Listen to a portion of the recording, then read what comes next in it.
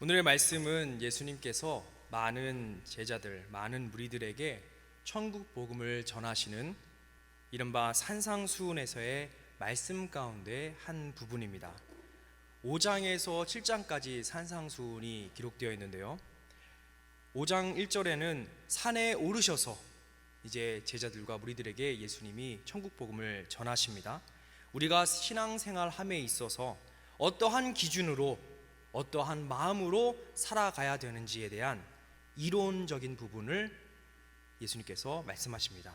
그리고 8장부터는 이제 산에서 내려오셔서 그 말씀을 근거로, 산상수훈의 그 말씀을 근거로 사람들을 예수님 친히 만나주시고 친히 본이 되어 주셔서 그 믿음대로 어떻게 살아가야 되는지에 대한 그런 실제편을 펼치십니다.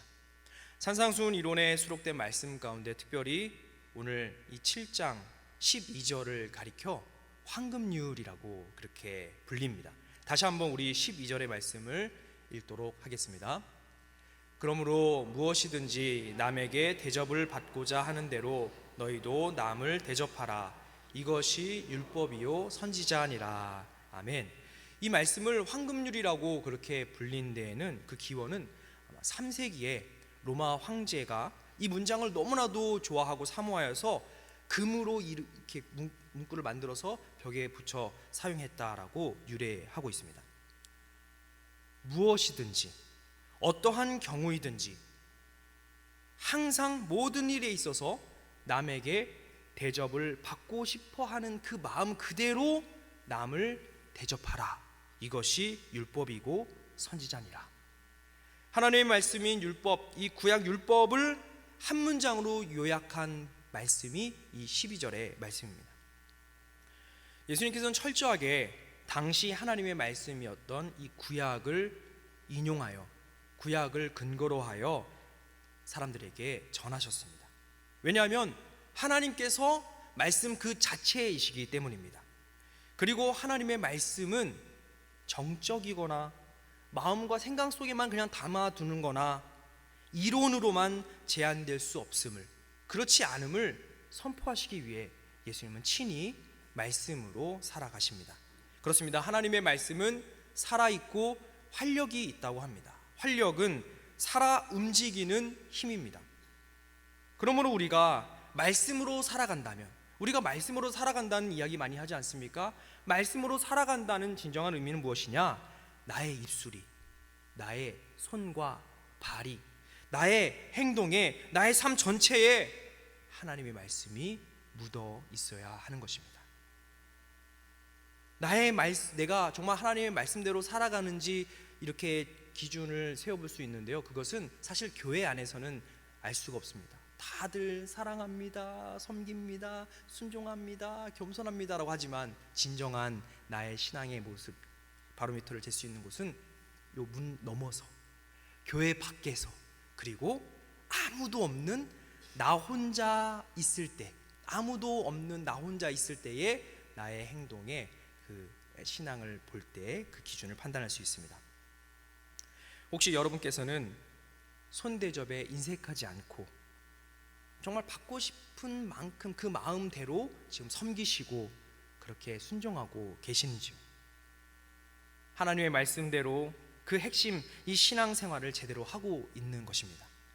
때로는 여러분, 나는 이렇게 대접하는 것만 하고 받지를 못해요 라고 섭섭이가 들어올 수도 있습니다.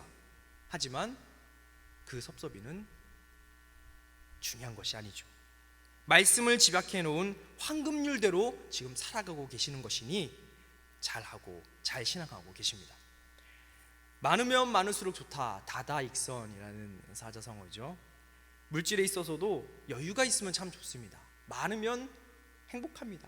풍족해 보입니다. 부족하여 느끼는 근심과 걱정에서 자유할 수 있습니다. 그런데 어디 물질뿐입니까? 우리네 다양한 삶 속에서 좁고 협소한 생각과 판단보다는 조금 넓고 다양한 생각과 규칙이 어떠한 어려움을 해결하는 데는 유용합니다. 많은 사람들의 생각과 뜻을 그렇게 일구어서 법률과 규칙을 만드는 것이 아니겠습니까? 그나마 그 중에서도 보편적으로 합리적으로 모두가 생각하는 공통적인 부분들을 만들어가는 것, 그것이 좋은 선한 영향을 끼치는 것이 사실입니다. 2007년에서 18년까지 한 11년 동안에 TV 프로그램 가운데 1대 100이라는 퀴즈 프로그램이 있었습니다. 1대 100, 한 명하고 100명하고 이렇게 퀴즈를 풀어서 최후의 1인이 되는 것입니다. 그래서 한 명의 출연자와 100명의 참가자가 이렇게 문제를 서로 풀어가는 것인데요, 그 출연자에게 한 2번인가 3번 정도의 찬스를 이렇게 주는데요, 그 찬스 중에 하나가 백인의 선택입니다. 그러니까 잘 모를 때 이 100명의 사람들은 어떤 답을 했는지를 한번 보고 판단하라고 하는 것입니다. 제가 몇 번 봤을 때 백인의 선택이 가장 다른 힌트 중에 가장 근소치에 답에 가까운 경우가 많이 있었습니다. 다수가 선하고 다수가 좋은 쪽을 택하고 행한다면, 그리고 그것이 좋은 문화가 된다면, 좋은 규칙이 된다면 너무나도 좋은 모습입니다. 하지만 무조건 다수가 선이냐, 그렇게 도식화할 수는 없습니다. 그렇지 못한 경우도 있는 것이죠. 잘못된 판단과 실행이 그 시작은 소수이고 미비하여서 소홀하고 방치해뒀다가 그것이 점점 눈덩이처럼 불어나고 어떠한 분위기를 조성하게 되면 결국 하나의 잘못된 문화로 그렇게 전락될 수 있습니다. 그 문화는 이내 진리처럼 여겨지게 되는 법입니다. 그런 도식은요, 교회 안에도 들어오게 되었습니다. 하나님의 말씀을 기준으로 우리 살아가야 됩니다. 하나님 사랑, 이웃 사랑을 실천하고 생명을 살리는 일, 오늘 황금률과 같이 정말 남 대접하기를 정말 기꺼이 하는 그러한 기준으로 모든 상황을 바라봐야 되는데, 그렇지 않고 그렇게 되어서는 봤을 때 이 기준으로 봤을 때는 안 되는 부분인데 너도 나도 조금씩 그렇게 해 나가고 묵인하게 되고, 저 정도도 하는데 뭐 나도 한번 해도 되겠지, 괜찮아 우리끼리 해도 돼, 이렇게 점점 하게 되면은 어느덧 다른 복음이 우리 가운데 자리하게 되는 것입니다. 우리 13절의 말씀을 한번 읽어보도록 하겠습니다. 좁은 문으로 들어가라. 멸망으로 인도하는 문은 크고 그 길이 넓어 그리로 들어가는 자가 많고. 아멘. 문을 열고 들어가는 것은 어떠한 목적과 성격과 의도가 있습니다. 여러분은 오늘 어떤 문을 열고 오셨습니까? 저는요, 방문을 열고 화장실 문을 열고 현관문을 열고 출입문을 열고 교회 문을 열었습니다. 몇 개 안 했더라고요. 몇 개 안 하니까 교회에 와 있더라고요. 분명한 어떠한 목적과 의도가 있어서 문을 여는 것입니다. 교회 문을 여는 것은 어떤 의도가 있습니까? 어떤 목적이 있습니까? 하나님께 예배를 하기 위해서 오는 목적이죠. 냉장고 문을 여는 것은 어떤 의미입니까? 음식을 꺼내거나 어떤 목적이 있어야 되는 것이죠. 목적 없이 냉장고 문을 열었다 닫았다 하면은 아내한테 혼나는 법입니다. 목적이 시 한 번에 하나씩 그렇게 열어야 된다는 것이죠. 그런데 문이 아주 좋은 문이고 크고 좋아 보인다고 남들이 그렇게 우르르 들어가는 그런 길이니까 그냥 따라 들어가서는 안 되는 것입니다. 그 문으로 연결된 그 길이 어디를 향하는지 반드시 알아야 합니다. 예수님은 말씀하십니다. 좁은 문으로 들어가라. 좁은 길로 걸어가라. 이 말씀하신 넓은 문과 넓은 길은 이미 대세가 되어버린 그 당시 유대교의 가르침과 생활 방식입니다. 형식적인 종교 생활, 말씀을 전한다고 하지만 그 말씀 속에 하나님이 계시지 않는 넓은 문과 넓은 길을 경계하셨습니다. 말씀의 핵심인 황금률대로 남에게 받고자 하는 대로 대접하는 신앙의 삶이어야 되는데, 대접만을 받고 자신의 의의를 드높이면서 마치 하나님의 의의인 양 그렇게 나아가는 겉모습만 번지르르한 회칠한 무덤과 같은 그 문과 그 길을 예수님은 경계하십니다. 세상의 연약한 자들을 위하여 앞장서서 하나님의 마음을 흘려보내야 했는데 오히려 그들을 멸시천대하고 무시하고 나만 괜찮으면, 나만 잘 사면 그런 된다는 이기적인 그런 못된 행실들이 자행되고 있었습니다. 그리고 그런 한 사람 한 사람이 더해지면서 서로가 서로를 오염시키고 악순환의 모습이죠. 그것을 회개하고 각성하고 변화시키지 않으면 안 된다라고 말이죠. 기존 체제를 수용하고 어쩔 수 없다는 식으로 살아가는 당시의 모습을 예수님은 분명하게 지적하고 계십니다. 그 길이 넓은 문이고 넓은 길이라고 말입니다. 그렇다면 좁은 문과 좁은 길은 어떻습니까? 기존에 바르지 않은 현상과 그 문화에 그냥 동화되는 것을 거부하라는 것입니다. 하나님 나라 도래를 위해서 좁은 길, 좁은 문을 열고 개혁하는 삶을 말합니다. 우리 개신교, 개혁교회의 태동이 바로 그렇습니다. 넓은 문과 길이었던 로마 가톨릭의 그런 부정과 부패에 항거하여서 종교개혁을 일으켜서 우리 종교, 이 개혁신학, 개신교의 탄생이 있지 않습니까? 그러하기에 우리는 날마다 하나님의 말씀을 기준으로 변화되고 갱신되어야 합니다. 예수님께서 말씀하신 좁은 문, 좁은 길로 자꾸만 나아가실 수 있는 저와 여러분 되시길 소망합니다. 성경 속에도 이렇게 좁은 문과 좁은 길로 나아간 이들이 많이 있습니다. 대표적으로 아브라함이 있습니다. 아브라함에 관한 본격적인 말씀이 이 창세기 12장 1절인데요. 제가 한번 읽어드리겠습니다. 여호와께서 아브라함에게 이르시되 너는 너의 고향과 친척과 아버지의 집을 떠나 내가 내게 보여줄 땅으로 가라.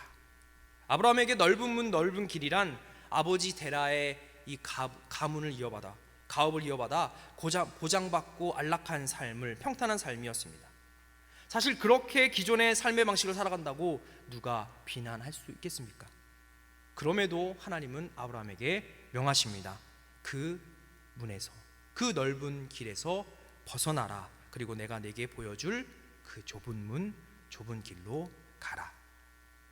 만약 하나님께서 아브라함에게 내가 내게 보여준 땅으로 가라 라고 한다면, 이미 그 길을 보여주고 그 문을 보여준다면 고민하지 않겠습니다. 하지만 그 땅은요, 아브라함이 하나님의 말씀대로 순종하며 겸손한 마음으로 넓은 문과 넓은 길을 포기하고 좁은 문을 열고 좁은 길로 걸어갈 때 보여질 것이다 라고 말씀하십니다. 아브라함은 어떻습니까? 좁은 문과 좁은 길로 나아갑니다. 보장된 안락한 모든 삶을 버려두고 하나님의 명령 따라 불확실한 미래를 향해 믿음으로 뚜벅뚜벅 걸어 나아갑니다. 예수님의 제자들도 좁은 문으로 다 들어간 다른 부류죠. 해변에서 새벽 멀다 밤새도록 그물을 깁고 있는 이들에게 예수님 오셔서 나를 따라오너라. 내가 너희를 사람을 낚는 업으로 되게 하리라. 해오던 일, 익숙한 모든 것, 안정감 모든 것 내려놓고 좁은 문을 열고 좁은 길로 예수님을 따라 나서게 됩니다. 예수님은 저와 여러분에게도 동일하게 말씀하십니다. 좁은 문을 열어라 라고 말입니다. 이와 같이 우리가 하나님의 뜻과 하나님의 마음을 온전히 깨닫고 나아가기 위해서는 먼저 그 문을 열어야 합니다. 예수님은 우리가 하나님 나라를 향한 적극적이고 능동적인 신앙의 자세를 원하십니다. 우리의 신앙생활에 있어서 좁은 문을 열어야 하는 결단을 원하신다는 것입니다. 수고하고 무거운 짐진 자들에게 오라고 말씀하신 그 예수님께 우리의 수고하고 무거운 모든 짐을 갖고 내 짐을 주님 앞에 풀어놔야 합니다. 빛 대신 주님 앞에 우리의 어두움을 노출시키는 결단, 드러내야 하는 결단이 필요합니다. 그런데 우리는 이 말씀을 진짜 내 삶 속에 좁은 문과 좁은 길을 걷는 힘들고 어려울 때만 이 말씀 아멘 그렇습니다라고 붙들고 살아갈 때가 있습니다. 평범하고 안락한 삶, 평탄한 삶 속에서는, 멋들어진 넓은 문 앞에서는 좁은 문을 열어보기는커녕 바라보지 않습니다. 요한복음 10장 9절의 말씀인 한번 읽어보도록 하겠습니다. 내가 문이니 누구든지 나로 말미암아 들어가면 구원을 받고 또는 들어가며 나오며 꼴을 얻으리라. 아멘. 우리는 내 상황과 환경에 연연하지 않고 매일매일 양의 문이신 예수님께로 나아가야 합니다. 상황과 환경에 연연하지 않고 말입니다. 내 삶의 주인이 내가 아닌 주님이심을 인정하며 고백하며 결단하며 살아가는 삶, 그리고 그것을 자꾸만 잊게 하는 나의 그런 죄악된 자아들, 연약한 부위들을 철저히 십자가 밑에 내려놓고 나의 죄를, 나의 인생을 회개하며 결단하는 신앙의 노선이 매일매일 있어야 된다는 것입니다.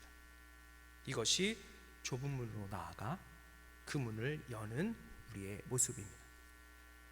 좁은 문을 열면 드러나 보이는 길로 걸어가야 하지요. 하지만 그 길은 호락호락하지 않습니다. 우리 14절의 말씀도 읽어보겠습니다. 14절의 말씀입니다. 생명으로 인도하는 문은 좁고 길이 협착하여 찾는 자가 적음이라. 아멘.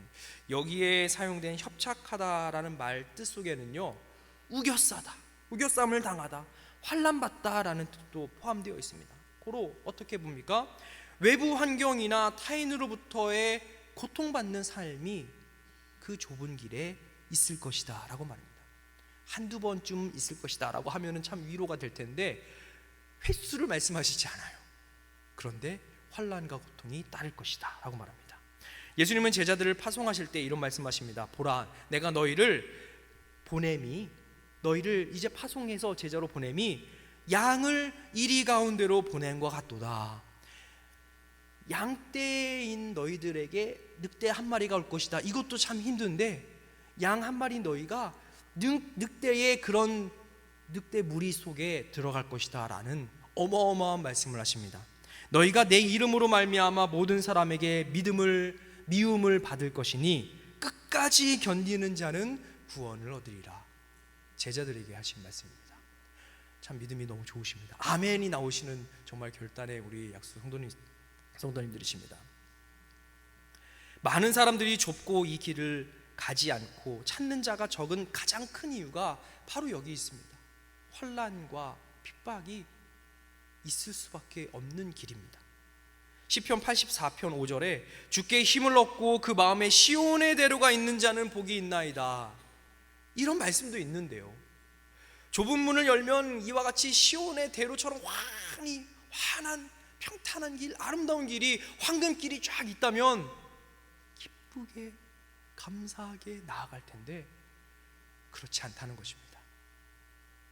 전혀 그리하지 않은 협착한 그 길을 걸어가야 합니다. 좁은 길을 걸어간다는 것은 좁은 문을 여는 어떤 일회성의 결단의 삶으로 날마다 매일매일 지속적으로 그렇게 살아감이 바로 좁은 길을 걷는 것입니다. 길 위에 가만히 서 있는 것이 아니고요, 그 길을 걸어가야 합니다. 그런데 그 길이 호락호락하지 않다는 것입니다. 나 홀로 외로이 험한 길을 걷는 것도 힘들고 고달픈데 자꾸 누가 때린다는 거예요.